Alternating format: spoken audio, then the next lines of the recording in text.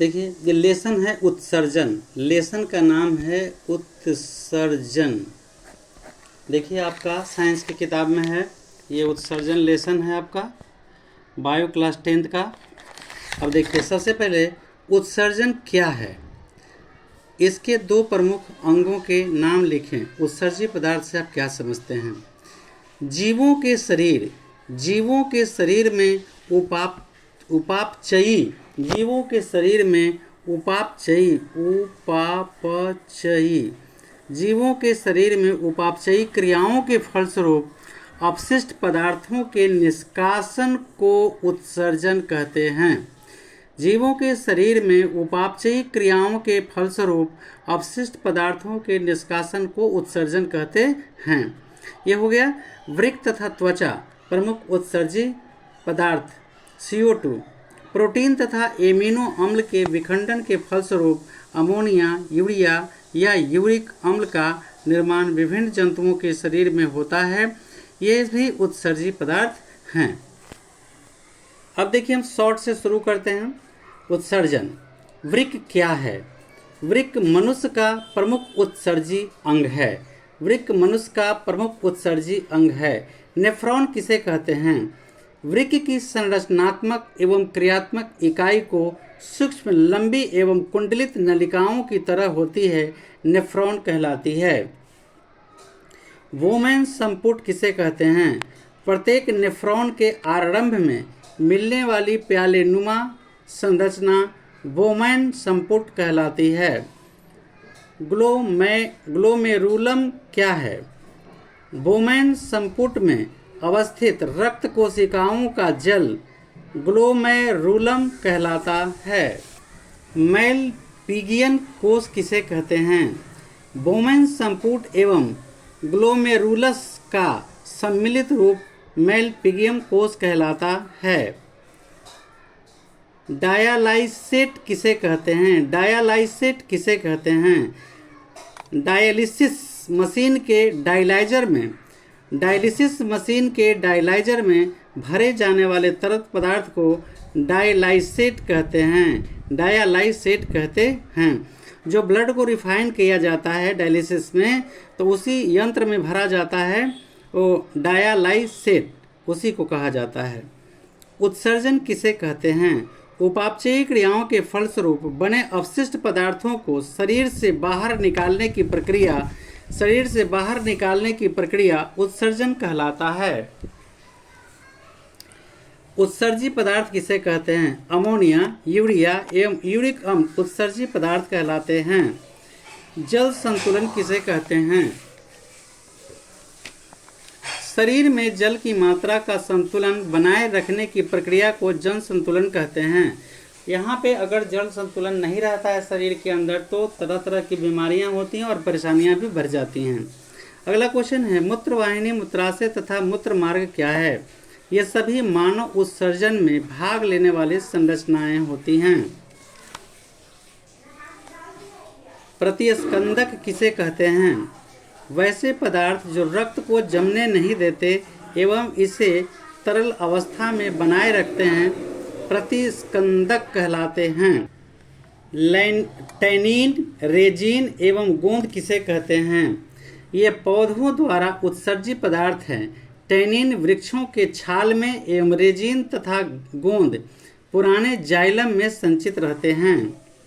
Latex किसे कहते हैं? पीपल, बरगद एवं कनेर की पत्तियों में गाढ़े तरल रूप में संचित उत्सर्जी पदार्थ को लेटेक्स कहा जाता है। हेनले का चाप किसे कहते हैं? नेफ्रॉन के अवरोही और अधिरोही चापों के बीच का विशेष भाग हेनले का चाप कहलाता है। देखिए किस तरह से आंसर को लिख करके, एक आंसर खत्म, यहाँ स्टॉप लाइन दे दिया गया है। अगर ज़रूरत पड़ेगा तो इसमें आवश्यक चीज़ छूटा हुआ रहेगा तो हम लिख सकते हैं, इसलिए कॉपी आप इतना ही क्लीन लिखिएगा, हम लिख करके जो दिखाए हैं। अल्ट्राफिल्ट्रेशन किसे कहते हैं? ग्लोमेरुलस में उच्च दाब पर होने वाले फिल्ट्रेशन अल्ट्राफिल्ट्रेशन कहलाता है। ग्लोमेरुलर फिल्ट्रेट किसे कहते हैं? ग्लोमेरुलर एक छन्ना की तरह कार्य करता है एवं इसके द्वारा वुमेन संपुट की पतली दीवार से छनकर वृक्क नलिका में आए पदार्थ को ग्लोमेरुलर फिल्ट्रेट कहते हैं। यूरोक्रोम किसे कहते हैं? मूत्र में पाए जाने वाले पीले रंग के रंजक को यूक्रोम कहा जाता है। कृत्रिम वृक्क किसे कहते हैं? डायलिसिस मशीन को कृत्रिम वृक्क कहा जाता है। इसका प्रयोग हम तब करते हैं जब किडनी खराब हो जाता है, वृक्क खराब हो जाता है, तो डायलिसिस मशीन द्वारा डायलिसिस कर उत्सर्जित तंत्र को बाहर उत्सर्जित पदार्थ को बाहर निकाला जाता है। अगर ऐसा नहीं किया जाएगा तो कोई भी व्यक्ति पेशेंट मर सकता है। हीमोडायलिसिस या अपोहन किसे कहते हैं? प्राकृतिक वृक्क के कार्य न करने के कारण रुधिर में उत्सर्जित पदार्थों को छानने तथा जल एवं लवणों के उचित मात्रा के संतुलन के लिए कृत्रिम वृक्क का व्यवहार किया जाता है। रक्त शुद्धिकरण की यह प्रक्रिया हीमोडायलिसिस या अपोहन कहलाती है। यह बहुत इंपॉर्टेंट क्वेश्चन है, अभी शॉर्ट में लॉन्ग में भी देंगे इसको। वृक्क के उदग्र काट का स्वच्छ नामांकित चित्र बताना है आपको। देखिए यही भाग जो है ये वृक्क है, ये देखिए ये वृक्क बनाया गया, इसी को मूत्र तंत्र भी कहते हैं। देखिए यहाँ पे वृक्क बना हुआ है, ठीक है, और ये वृक्क यहाँ भी है, यहाँ भी है, एक थोड़ा सा नीचे एक थोड़ा सा ऊपर होता है, ये ऊपर होता है, ये थोड़ा सा नीचे होता है। ये सब नाम वगैरह वगैरह ये सब अपना दे लेंगे। ये वृक्क का चित्र हुआ। वृक्क द्वारा उत्सर्जी क्रिया के विभिन्न चरणों के नाम लिखें। वृक्क द्वारा उत्सर्जी क्रिया निम्नलिखित 3 चरणों में पूर्ण होती है। Number 1 glomerular filtration, number 2 tubular पुनर्वशोषण, ट्यूबुलर स्वतरण। अब अगला सवाल है उत्सर्जन क्या है? इसके 2 प्रमुख अंगों के नाम एवं उत्सर्जित पदार्थ का नाम लिखें। यह हम नंबर 1 में इसको हम आपको दे चुके हैं। दूसरा है वृक्क की संरचना एवं कार्यात्मक इकाई को क्या कहते हैं? इनकी संरचना क्या है? वृक्क की संरचना एवं कार्यात्मक इकाई को नेफ्रॉन कहते हैं। यही वे सूक्ष्म उत्सर्जी इकाइयां हैं जिन्हें मूत्र निर्माण होता है। नेफ्रॉन का उदग्र सिरा प्यालानुमा कुंडलित होता है जिसे बैमोनपुट संपुट कहते हैं और इसमें कोशिका गुच्छ स्थित होता है। नेफ्रॉन का दूसरा सिरा मूत्रवाहिनी में खुलता है। दोनों सिरों के बीच की नलिका कुंडलित होती है और रुधिर कोशिकाओं के घने जाल से आच्छादित रहती है। गर्मी के दिनों में अधिक पसीना क्यों होता है? वर्ज्य पदार्थ के रूप में जल एवं लवणों के निष्कासन में श्वेत ग्रंथियां की अहम भूमिका होती है। त्वचा में अवस्थित श्वेत ग्रंथियां गर्मी के दिनों में जल एवं लवणों को अत्यधिक तेजी से इकट्ठा करती हैं क्योंकि उत्स्वेदन द्वारा मनुष्य अपने शरीर के तापमान को स्थिर रखता है। डायलिसिस का सिद्धांत क्या है? कभी कभी वृक्क क्षतिग्रस्त होकर कार्य करना बंद कर देता है। ऐसी स्थिति में उत्सर्जित पदार्थों को छानने तथा जल एवं लवणों के उत्सर्जन उचित मात्रा में संतुलन के लिए कृत्रिम वृक्क का व्यवहार करना पड़ता है। यह विधि डायलिसिस कहलाती है। इस विधि में मरीज के रुधिर को डायलिसिस मशीन में किया जाता है। इन मशीन में रुधिर में उत्सर्जित पदार्थों को अलग करके फिर उसे शरीर में वापस पंप कर दिया जाता है। देखिए यही डायलिसिस मशीन है, कैसे शरीर से हाथ से रक्त निकालेगा और यहाँ से चलेगा। ये सब दबाव पंप यंत्र में सब रिफाइन होते हुए यहाँ तक डायलाइजर में फिल्टर हो जाएगा, मतलब साफ हो जाएगा। फिर यहाँ से पंप के माध्यम से ये सिरा में चढ़ा दिया जाता है। तो धमनी से निकाला जाता है और सिरा में फिर चढ़ा दिया जाता है और ये फिर शरीर के अंदर चला जाता है। मानव मूत्र के अवयवों को प्रतिशत मात्रा क्या है? सामान्यतः मानव मूत्र में विभिन्न अवयवों की मात्रा निम्नवत है। जल 96%, लवण NaCl और K तथा OH 1.5%, यूरिया 2.5%। पौधों के कुछ उत्सर्जित पदार्थों के नाम लिखें। पौधों के प्रमुख उत्सर्जित पदार्थ टाइटिन, रेजिन, गोंद तथा लेटेक्स आदि है।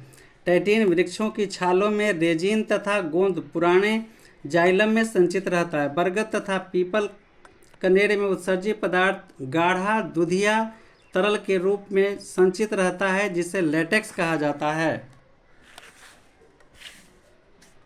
सॉन्ग में है, मनुष्य के मूत्र तंत्र का स्वच्छ नामांकित चित्र खींचे।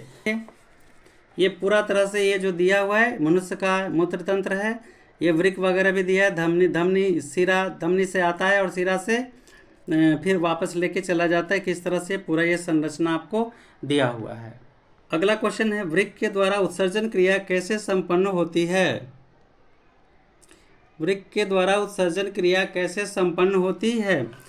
वृक्क से मूत्र के रूप में उत्सर्जन निम्नलिखित 3 प्रक्रियाओं के द्वारा होता है।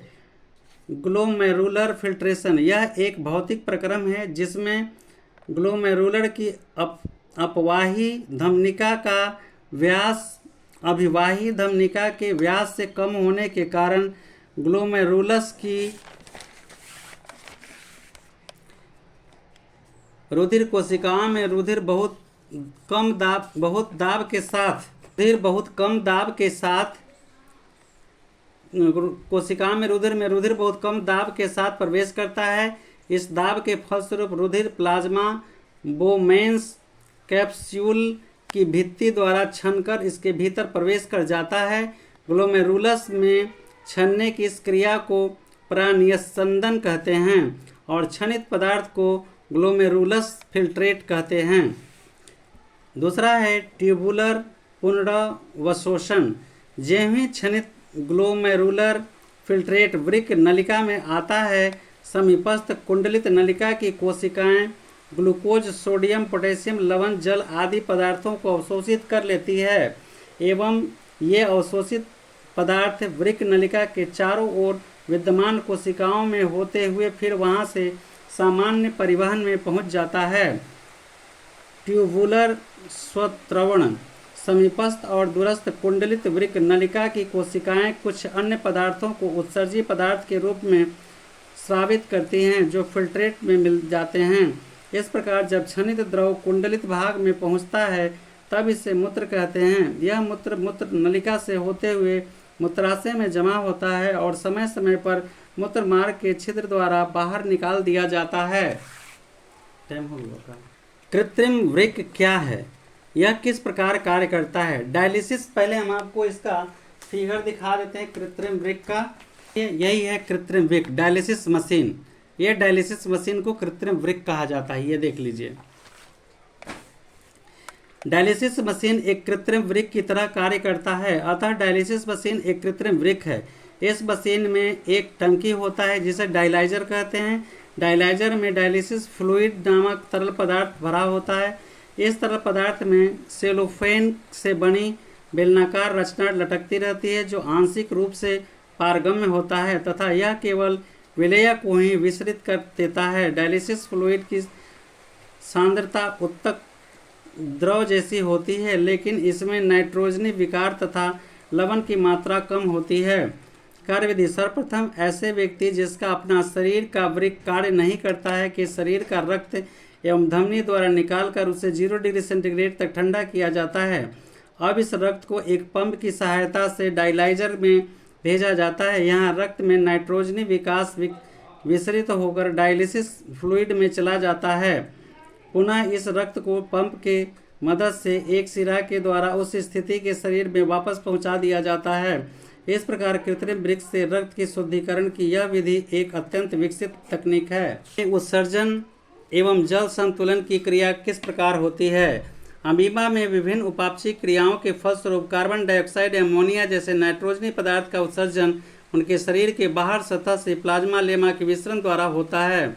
अमीबा में संकुचनशील रसधानी द्वारा जल संतुलन की क्रिया संपन्न होती है। इसमें जब अमीबा के शरीर में परासरण द्वारा अधिक मात्रा में जल प्रवेश कर जाता है, यह रसधानी धीरे धीरे किनारे की तरफ खिसकती जाती है। अंत में प्लाज्मा लेमा के समीप पहुँचते ही यह रसधानी फट जाती है और यह जल शरीर से बाहर निकल जाता है तथा पुनः इसी स्थान पर एक नई संकुचनशील रसधानी बन जाती है। अतः अमीबा में संकुचनशील रसधानी जल संतुलन का कार्य करने अंगक है और उससे जल के साथ साथ उत्सर्जी पदार्थ शरीर से बाहर निकालता है। देखिए, यही फिगर है जो किस तरह संकुचन कार्य करता है। यहाँ है, अंदर फिर फट जाके निकल जाता है, फिर बाहर हो जाता है, फिर इस तरह से एकदम बंद हो जाता है।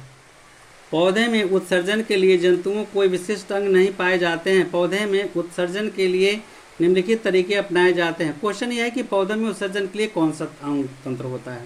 नंबर 1, पौधे में कार्बनिक उत्सर्जी उनकी मृत कोशिकाओं जैसे अंतःकाष्ठ पत्तियों एवं छाल से वंचित रहते हैं। पत्तियों के गिरने एवं छाल के विलगाव से उन उत्सर्जी पदार्थों का पादप शरीर से निष्कासन होता है। विभिन्न उपापचयी क्रियाओं के दौरान टैनिन, रेजिन एवं गोंद आदि उत्सर्जी पदार्थों का निर्माण होता है। टैनिन वृक्षों की छाल में तथा रेजिन एवं गोंद पुराने जाइलम में संचित रहते हैं। कुछ पौधों में उत्सर्जी पदार्थ गाढ़े दुधिया तरल के रूप में संचित होता है, जिसे लैटेक्स कहते हैं।